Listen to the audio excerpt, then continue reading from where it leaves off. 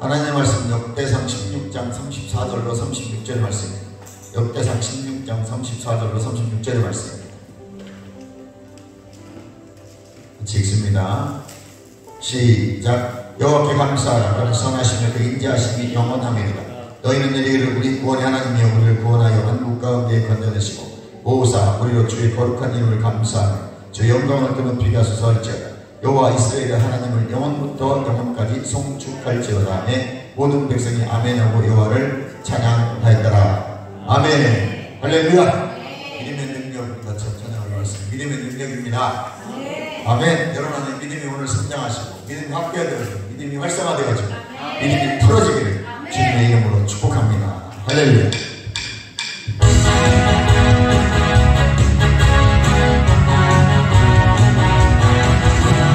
믿음의 능력 의심하지 말라. 주신 나 약속하신 그 말씀 믿고 믿음의 능력 의심하지 말라. 주신 나 약속하신 그 말씀 믿고 아멘. 아멘. 능력이로다. 아멘. 아멘. 능력이로다. 기본 영광 배우지 말라. 능력에 주신다는 그 말씀 믿고 기본 영광 배우지 말라. 능력에 주신다는 그 말씀 믿고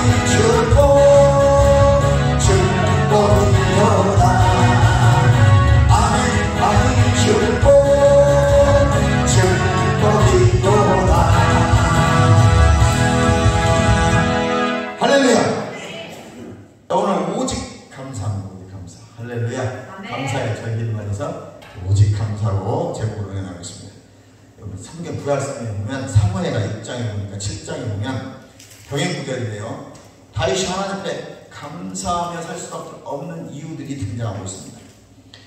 블레셋이라는 나라가 이스라엘을 쳐들어왔는데 격퇴시켜버립니다. 그리고 새로운 수도 예루살렘으로 종교적 수도로 삼기 위해서 법궤를 옮기는 작업을 다윗이 하게 됩니다. 근데 그 배경이 뭐냐면 사무엘 4장 1절 11절 보니까 아벡 전투에서 블레셋에 패합니다. 이게 무슨 전투냐면 이스라엘에 사사가 있어요. 엘리 제사장입니다. 그 제사장 아들이 이름이 뭐냐면 홈니와 비니아스가 전쟁에 나갔다가 패하고 법궤를 빼앗깁니다. 어느 나라에? 블레셋 나라에 빼앗기게 됩니다. 그들이 그것을 갖다가 기쟑 여아림에 70년 동안 갖다 놔요. 하나님의 법궤는 어디가 있어야 돼요? 성막에 있어야 돼요. 그 당시 말입니다. 아직 예루살렘 성전이 지어지지 않았기 때문에 성막에 법궤가 있어야 되는데 뺏긴 거예요. 엘리 제사장은 영적으로 무능했고 영적으로 무감각해졌고 그 자녀들은 죄를 짓던 자녀들이에요. 재물을 가져오면 자기들이 고기 꽂아서 다 먹어버리고 지금은 막 헌금을 포탈해 버리는 거예요. 그런데도 엘리 제사장은 아무 말도 하잖아요. 죄를 지어도 아무 말도 하잖아요. 성전에서 시중 드는 여자들 가는 거예요. 근데도 아무 말도 하잖아요. 부흥도 받지 않았는데 그 부흥이 뭐냐면 죽음이었어요. 블레셋과 전투에 나가서 법궤를 메고 가면 하나님이 임재고 하나님이 함께한다는 뜻이었잖아요. 근데 법궤를 메고 나갔는데 저버린 거예요. 하나님 함께하지 않아요. 하나님은 죄에 있는 곳에 함께하지 않아요. 아무리 법궤에 하나님 함께하신다고 하셨지만 죄가 있는 곳은 함께하지 않는다. 이들이 착각한 거죠. 오늘날 우리가 그런 착각이 없기를 주님의 축복합니다. 그래서 이제 사무엘과 7장에 가서 다윗이 블레셋 가서 그 법궤를 가져오는 장면입니다.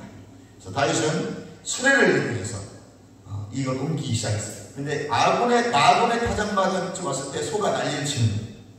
그랬더니 우사가 소를 잡다가 즉사해요. 그때 다윗이 겁이 나잖아요.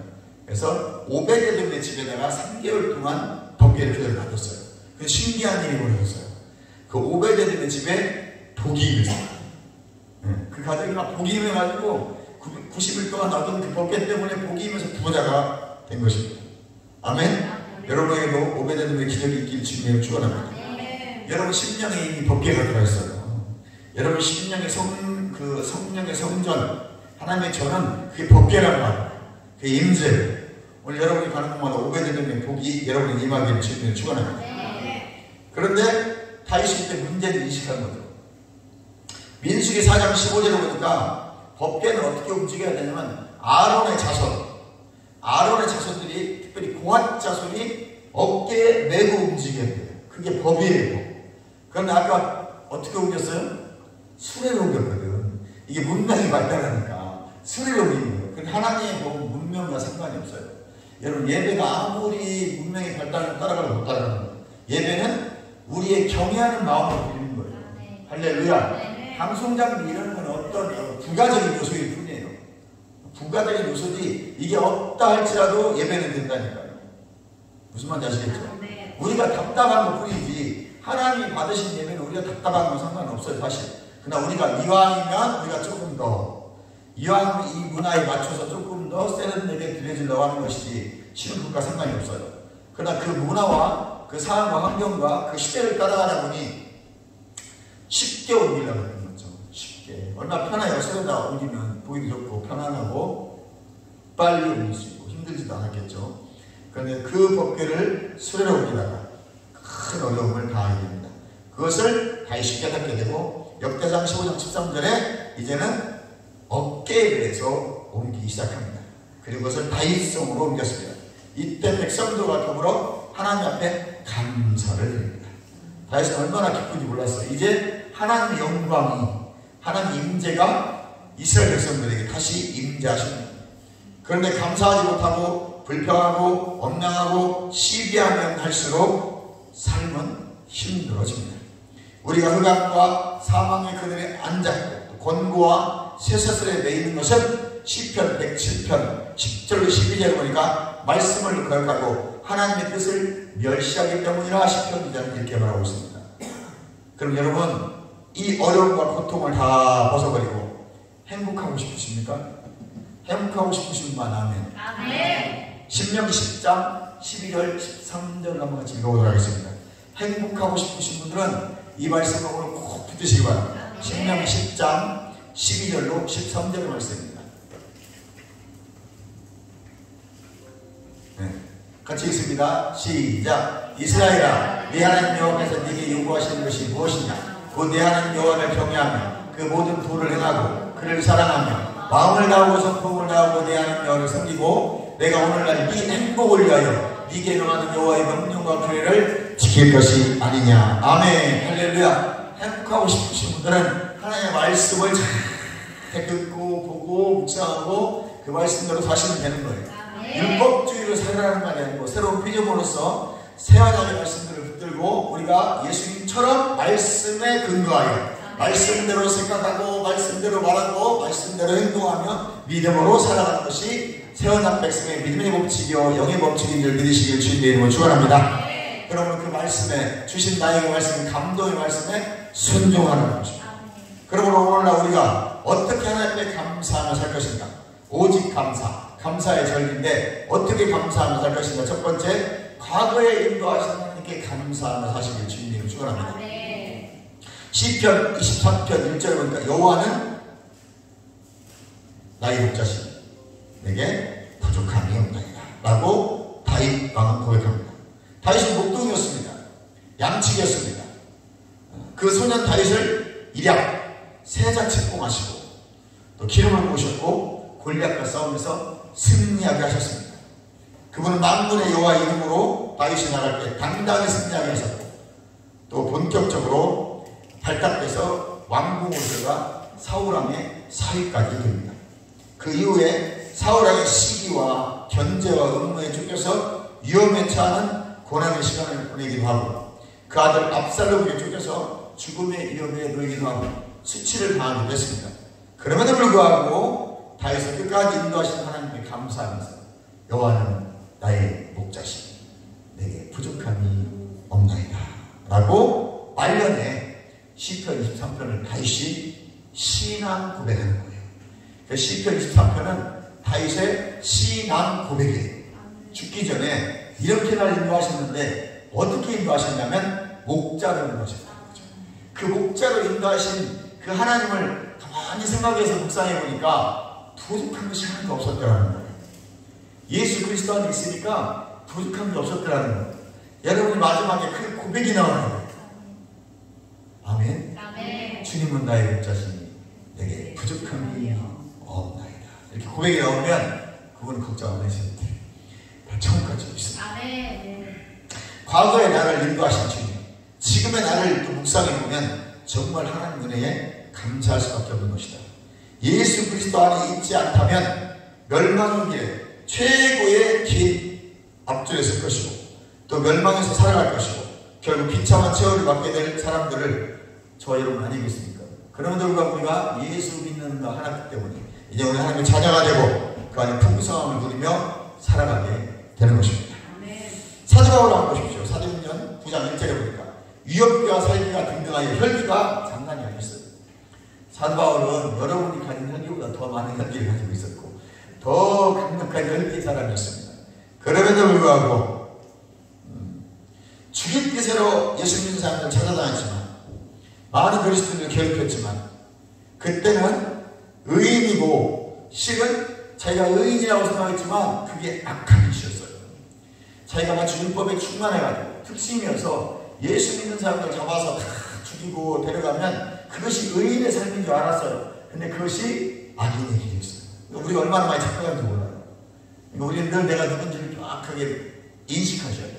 나는 그리스도 예수 안에 있는 새로운 피조물이고 난 하나님의 자녀이고 난 하나님의 백성이다. 난 천국 백성이다. 하나님의 나라가 내 안에 임해 있다를 여러분들이 늘 인식하셔야 돼요.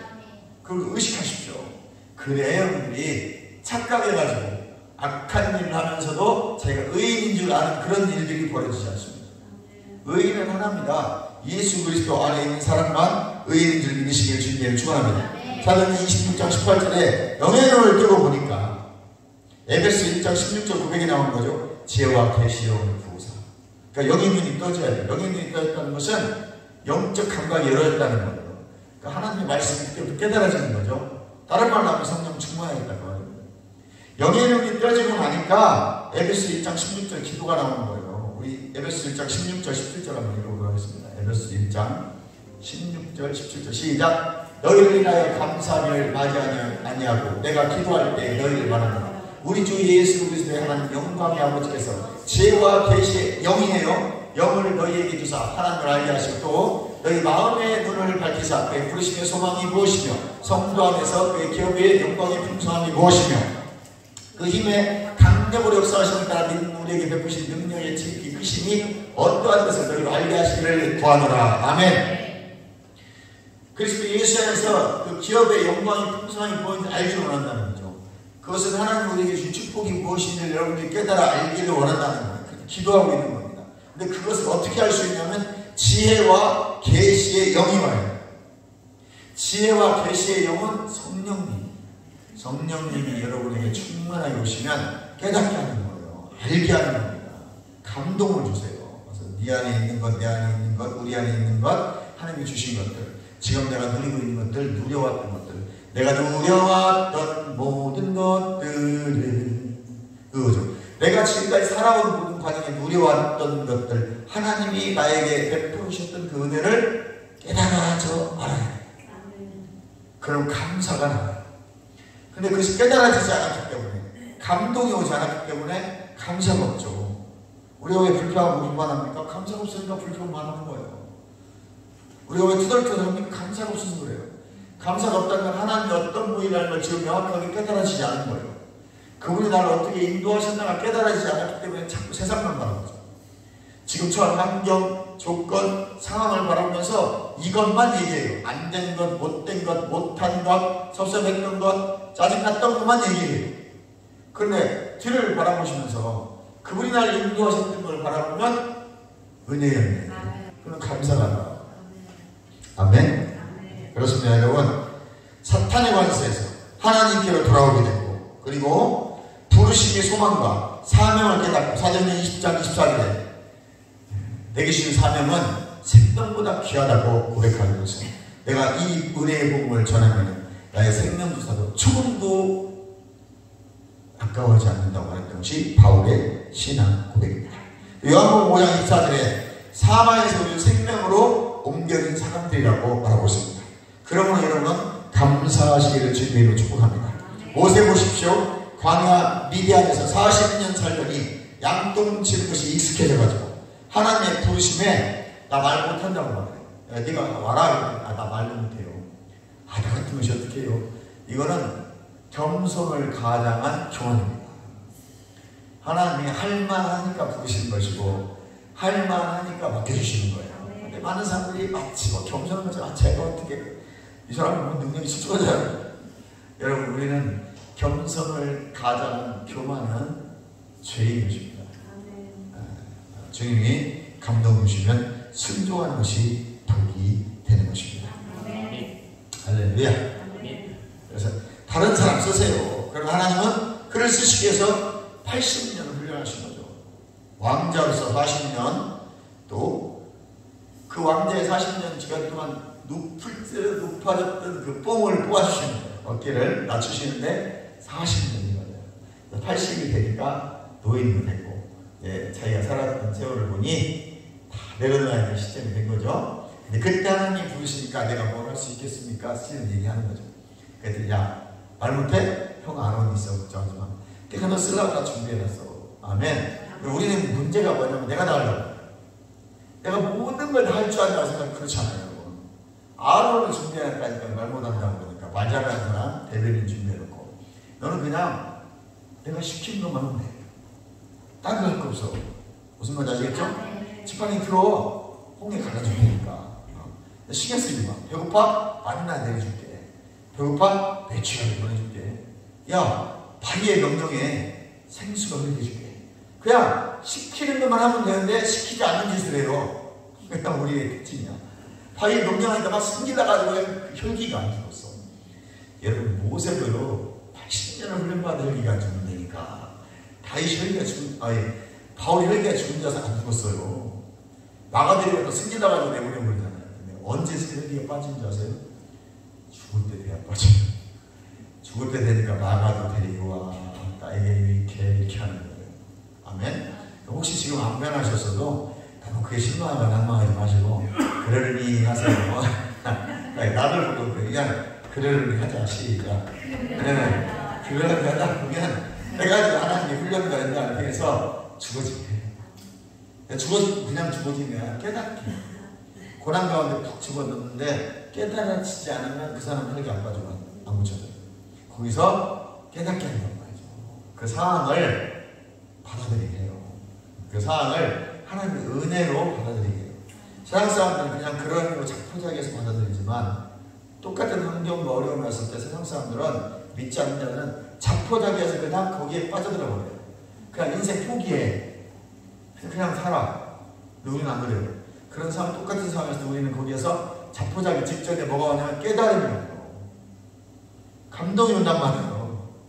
여기까지 도우신 하나님 은혜가 깨달아져요. 그러면 일어설 힘이 와요.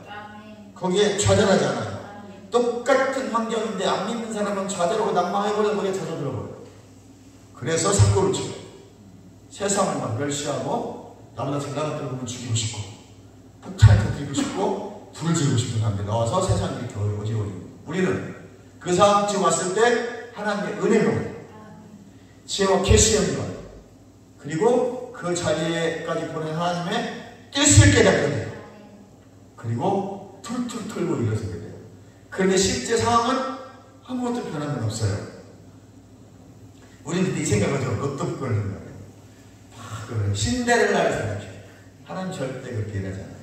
그런 사람들이 한두 명씩 있어요. 예수 믿는 사람 중에 그렇게 갑자기 극적 전환을 통해서 한두 명은 있어요. 10만 명이 하나 정도. 대부분은 99,999명은 상황은 여전히 변화된 게 없어요. 근데 뭐가 변화된 줄 아세요? 생각이 변화돼요. 그 처한 상황을 자포자기하고 다중을 향해서 혐오를 갖는 게 아니라 내가 이 상황을 이겨낸다는 하나님의 은혜였고 하나님이 나와 함께 하시면 나는 이제 살 수 있다는 생각이 바뀌게 되고 마음가짐이 바뀌는 거예요. 이게 다름이에요. 아멘? 이게 오지 않는다면 그 안에 성령님이 운하고 계시지 않은 거예요. 그리고 우리 모든 상황 환경들은 훈련이고 하나님의 은혜인 것입니다. 깨달을 있기를 주님의 이름으로 축원합니다. 80년 훈련반 앞다녔으니까 여러분들 너무 급하게 생각하지 마시고 차근차근히 은혜 받으시면서 성경도 읽으시면서 묵상을 해보시면서 기도도 한 번씩 해보시고 시간 나면은 은혜도 받으시고 그러면서 우리가 시간 지나다 보면 여러분이 바뀌게 되어 있어요. 이 세대를 본받지 말고 마음을 새롭게 하고 생각을 새롭게 하는 자만 살아날 수 있습니다. 할렐루야. 하나님의 은혜로 에베소 2장 8절에 우리가 구원받은 자들입니다.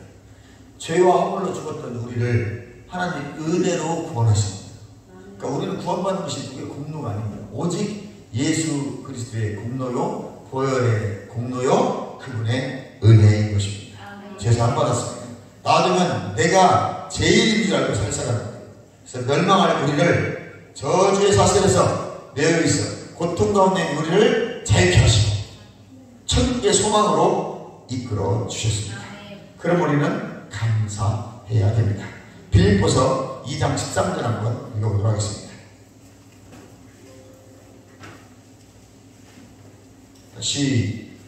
시작. 너희 안에 하신 이는 하나님이시니 자기의 기쁘신 뜻을 위하여 너에게 소원을 두고 행하게 하시나니.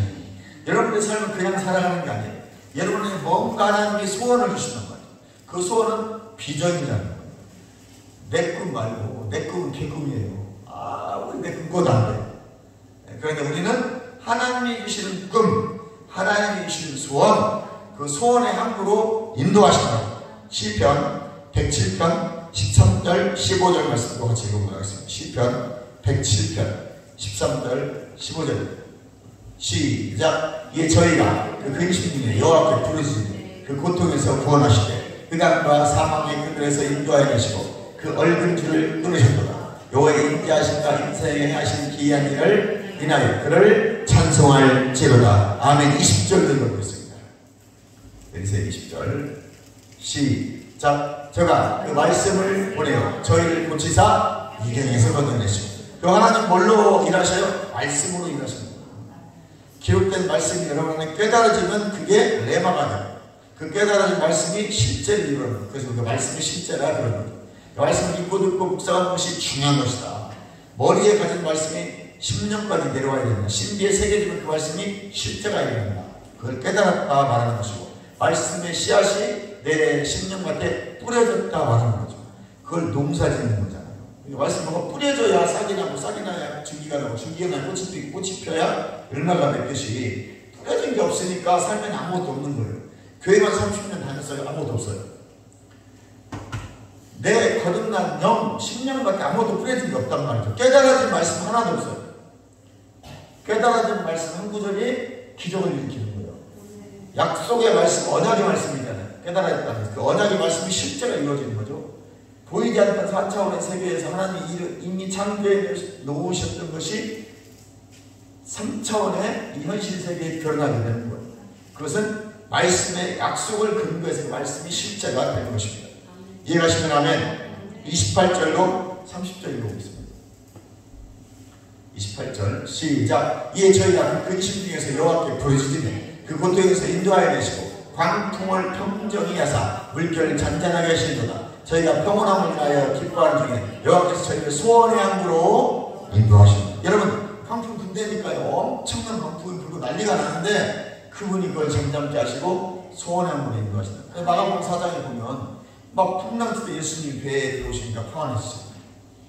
예수님은 어떤 분이세요? 본체가 영이시고 그분이 말씀이세요. 말씀이시며 영이신 본체가 이 땅에 육신을 입고 오신 것이 성육신 도성이신 하셨다는 거예요. 그분이 내 삶의 배 안에 들어오시면 되는 거죠. 그분이 내 배 안에, 내 인생 가운데 들어오시면 풍랑이 잠잠을 되는 거예요. 그러니까 환경은 그대로 바다 위에니까요. 바다 물결이 쳤느냐 안 쳤느냐 그 차이밖에 없어요. 그냥 그 바다 물결이 여전히 나는 있다니까요.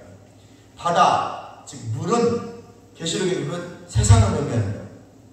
육지와 바다를 딱 양발을 짚고 서 있다고 계시록에 기록되어 있죠. 세상과 육지를 같이 발 딛고 서 있는 거예요. 우리는 지금 바다 한가운데 있는 겁니다. 세상 한가운데 여러분 지금 살아가고 있는 거죠. 그 계시록 18장에 보니까 내 백성아 바벨 세상에서 나와라. 바벨 세상은 죄된 세상이란 말이에요. 그러니까 내 백성아 저 세상 바벨 세상에서 나와라. 왜? 너희는 거룩한 백성이니까 거룩한 백성답게 살아가는 거예요. 할렐루야. 어떻게 거룩하게 살아가요? 말씀과 기도로 거룩해지는 거예요. 그 말씀이 깨달아진 말씀이 거룩하게 만드는 거예요. 지식에 있는 말씀을 지키려고 하면 종교인이에요.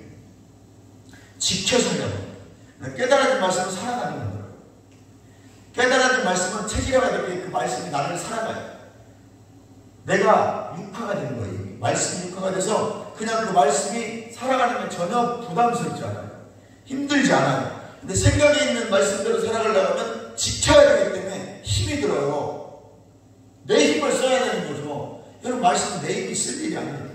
내 힘을 써서 말씀을 지키는 게 아니에요. 말씀은 그냥 내가 살아가는 거죠. 내가 말씀이 돼서 말씀처럼 살아가는 거예요. 말씀이 원하는 대로 이끌려가는 거예요. 말씀대로 생각하고 말씀대로 말하고 말씀대로 행동하는 것은 내가 하려고 하면 율법주의, 말씀이 하시면 그게 새로운 피조물을 봅니다. 쉬운 것 같지만 이게 백장량 차이라 이해가 잘 안 가시는 분이 있어요. 새로운 피조물들은 말씀이 체제가 되고 말씀으로 걷는다기 때문에 말씀으로 사는 게 부담스럽잖아요.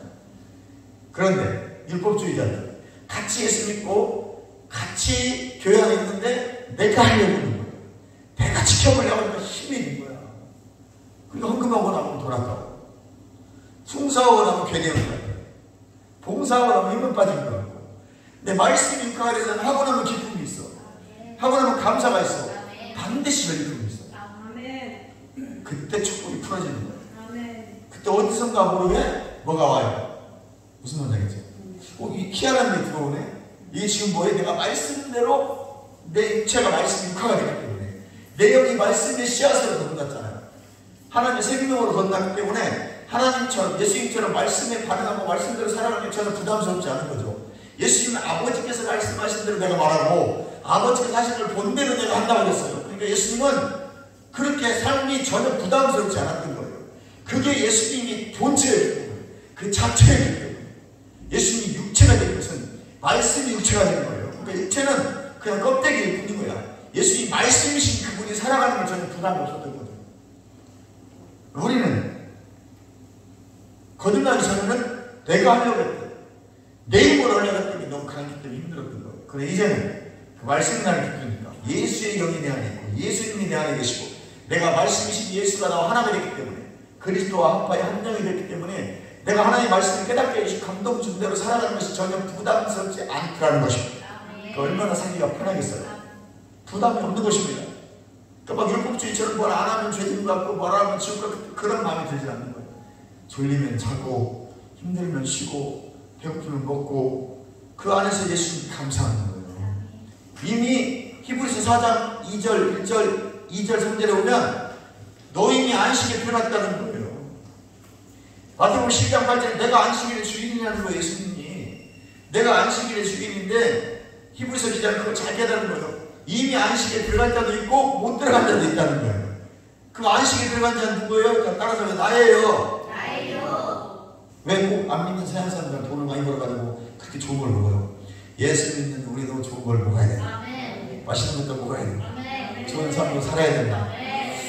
물론 여기까지 저같이 이렇게 설교하기까지 하는 시간에 우리는 어떤 하나님의 은혜와 또 깨달음이 있어야 돼요.